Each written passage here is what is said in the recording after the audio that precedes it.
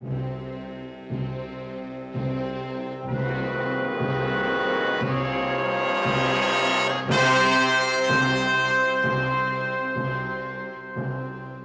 1960, Colin Lowe et Roman Kreuter réalisent le film Universe produit par l'ONF. Ceci marque le début d'une ère nouvelle pour les effets spéciaux québécois et fait connaître cette industrie locale à l'international.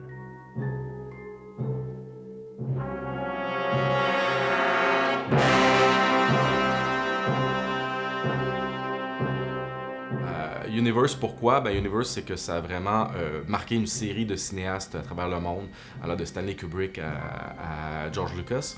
Et donc, ça a vraiment permis de faire reconnaître notre talent en animation, mais en effets spéciaux au Canada. Donc, et de la reconnaissance de l'ONF sur la scène internationale. Donc, ça a vraiment eu un impact majeur à ce niveau-là. Les années suivantes ont été déterminantes pour le développement des différentes techniques dans ce domaine. Des artistes d'ici ont contribué au développement de cette expertise en travaillant sur des films tels que The Fly, Star Wars, la franchise X-Men ou encore les séries Stranger Things et Game of Thrones. La grande force du Québec, puis qui a amené sa reconnaissance, essentiellement, c'est notre expérience en animation, en cinéma d'animation. On pense aux années 50, 60, 70, Radio-Canada, l'Office national du film. Donc, il y avait des gros départements, beaucoup d'argent, beaucoup de gens qui travaillaient là-dessus.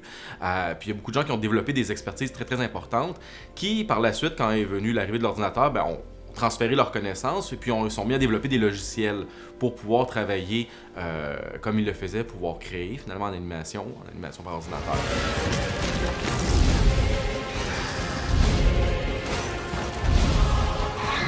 Les artisans d'effets visuels sont vraiment bons au Québec parce ça fait des années qu'on a des gros crédits d'impôt qui sont utilisés autant par des studios américains que par des Européens. Ça a créé une main-d'œuvre des studios qui sont capables de faire des effets, qui font les effets pour les plus gros films au monde.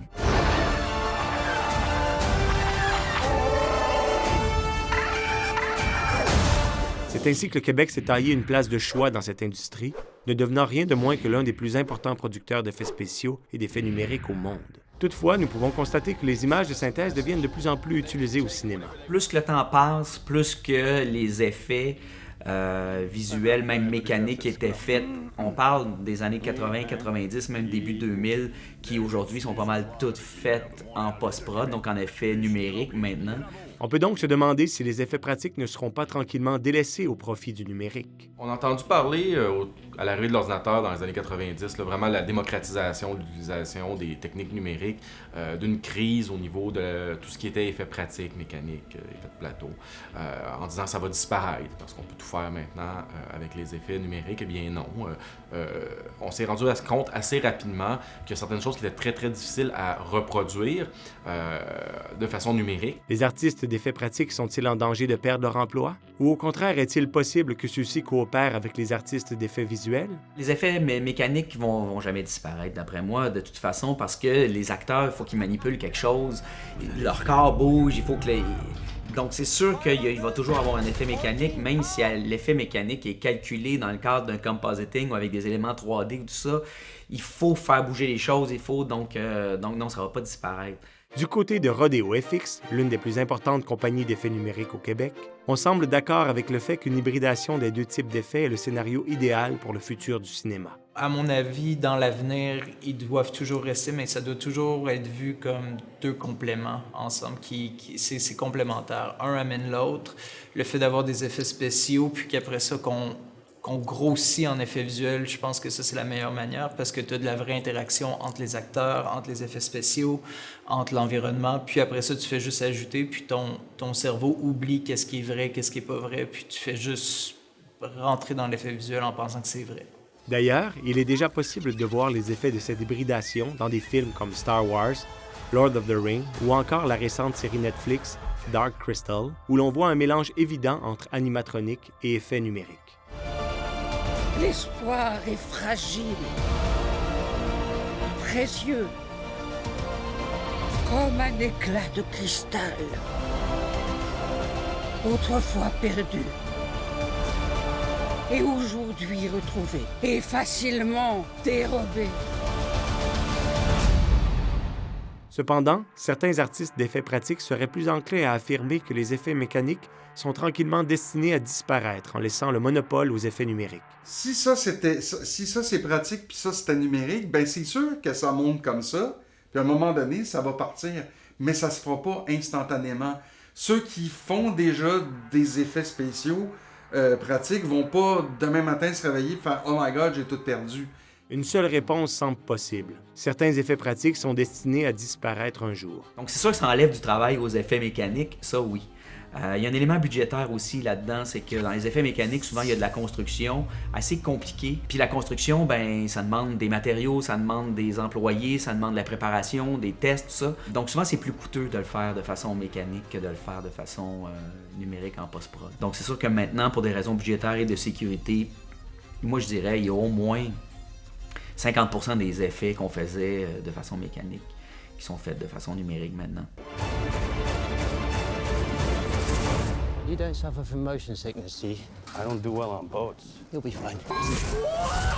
Déjà, il y a des départements qui sont complètement effacés, en fait, qui ont complètement disparu. Si je pense aux maquettes, des départements de maquettes, ça existe à peu près plus. Si on regarde les départements de stop motion, là encore, ça existe à peu près plus. Si tu regardes dans le premier Robocop, t'as des scènes de bataille qui sont toutes faites juste en animation. Puis maintenant, ben ça, c'est sûr que ça se fait plus, à moins de dire, bon, on fait un film plus art et tout ça, comme Le Petit Prince ou des trucs comme ça. Mais sinon, dans la vie des effets spéciaux de tous les jours, les décors grandioses ont disparu. Un autre aspect à ne pas négliger est que le but premier des effets est d'être le plus réaliste possible. Il est donc évident que le choix du type d'effet utilisé devrait être fait selon la crédibilité de la scène aux yeux du spectateur. Je dirais que qu'est-ce qui est très, très important des effets spéciaux, c'est quand on est capable de les utiliser, c'est le mieux, parce que c'est quand même du vrai, c'est du réaliste.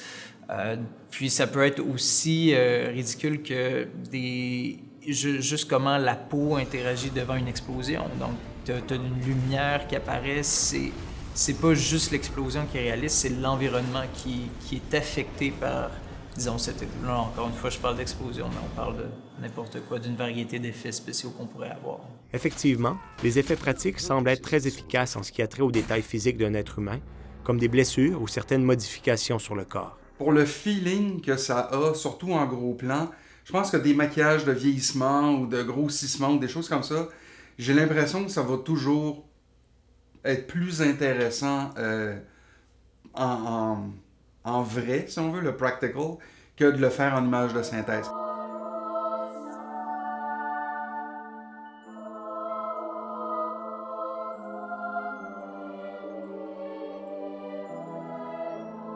Au contraire, là où le numérique devient plus efficace, c'est au moment où des éléments irréels doivent être produits dans un film. C'est le cas, par exemple, avec les dragons dans la série Game of Thrones, puisque ceux-ci ne peuvent évidemment pas être filmés en temps réel.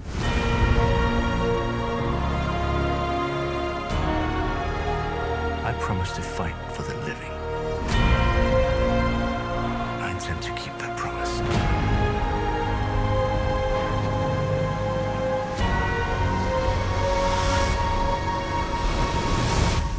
Cela demande un travail phénoménal de la part des animateurs 3D afin de rendre les scènes le plus réalistes possible. Dans le temps, ils faisaient des maquettes avec la ville, puis ils faisaient des explosions, mais après ça, ramener les détails d'une méga explosion, mais sur de quoi de quelques mètres carrés, ça donne pas le même effet. Donc c'est là que les effets visuels deviennent très très utiles, parce que nous, on est capable vraiment d'avoir un scale d'une ville de Manhattan dans un engin 3D qu'on fait l'explosion pour de vrai en disant 1 mètre égale à 1 mètre. Donc c'est là que tous les détails deviennent beaucoup plus infinis. On peut faire un peu qu'est-ce qu'on veut. Il ne faudrait pas non plus complètement oublier les nombreuses productions québécoises ayant eu recours aux différents types d'effets, que ce soit Screamers, Opération Beurre de Pinot ou encore Dans une galaxie près de chez vous. Il y a toujours eu du cinéma de genre au Québec. C'est juste que quand on parle de cinéma de genre, souvent, ce qui vient en tête de la majorité des gens, puis même des fans, c'est horreur, science-fiction. La science-fiction, il y en a eu beaucoup. Il y en a eu beaucoup à l'ONF, il y en a eu dans les années 80, il y en a eu dans les années 70, il y en a eu à la télévision. Mais on a fait beaucoup de films policiers, ça demandait des effets spéciaux, ça aussi. On a fait beaucoup de thrillers, on a fait beaucoup de toutes sortes d'autres choses. Donc, il y a du cinéma de genre au Québec. Dans Louis Cyr, il y a 300 plans de VFX sur le film. C'est très gros. Pour un film québécois, c'est énorme. C'est peut-être un des films où il y a le plus de plans d'effets visuels. Par exemple, si on prend une grosse scène d'effets visuels à la scène où, en ralenti, à la fin, il retient les 4 chevaux, ça reste un mélange. Mais bon, il y a beaucoup de compositing dans cette scène-là. Je veux dire, les chevaux sont là pour vrai. À un moment donné, il faut qu'il y ait des plans sur les vrais chevaux, il y a des vrais chevaux qui tombent, il y a des vrais... Mais ça serait impossible à faire en effet mécanique unique. Mais c'est un mélange des deux. La tendance actuelle des effets visuels a toujours se dépassé et à évoluer à une vitesse fulgurante est indéniable. On en vient donc à se demander jusqu'où cette industrie ira dans le futur. La réalité virtuelle dans les films ainsi que l'interactivité avec le spectateur seront des éléments à surveiller, selon Thomas. Je pense que la réalité virtuelle, c'est de quoi d'absolument incroyable. Je pense que ça va plus commencer en jeu vidéo. Là, présentement, il y en a beaucoup dans l'espace, des trucs comme ça que j'ai essayé d'ailleurs, puis que c'est intéressant. Mais les jeux vidéo immersifs deviennent de plus en plus gros. Time for one final lesson.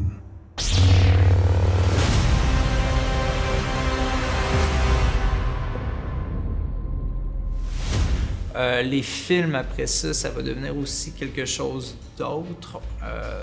Il va y avoir beaucoup d'interaction, des choix, un peu, je pense que Netflix présentement a fait ça d'ailleurs, que c'est vraiment des choix interactifs du viewer, à savoir qu'est-ce qu'on fait, c'est nous qui décident l'histoire. Ça, encore une fois, ça demande beaucoup plus d'argent, donc beaucoup plus de budget. Ils doivent trouver une manière que ça soit rentable, vu que c'est toujours une industrie. Mais à mon avis, la réalité virtuelle va devenir très très gros en film. De plus, avec des films comme Pirates of the Caribbean, Lord of the Rings ou Avatar, la technique du motion capture a évolué à une vitesse fulgurante. Modification du physique, rajeunissement et même réincarnation d'acteurs sont possibles aujourd'hui grâce à cette technique. Cela peut être observé dans le film Gemini Man ou encore Ready Player One, où de grandes séquences du film sont entièrement numériques.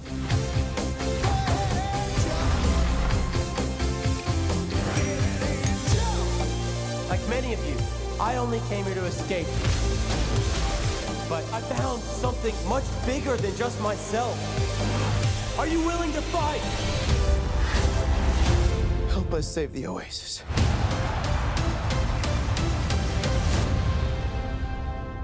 Au final, il est rassurant de savoir que pour le moment, aucun métier n'est réellement en danger imminent de disparaître et que le cinéma a toujours besoin de ces deux industries respectives. Mais pour combien de temps encore? Je pense que des fois, on est à l'étape où on se dit ça va être mieux, ça va avoir l'air plus vrai.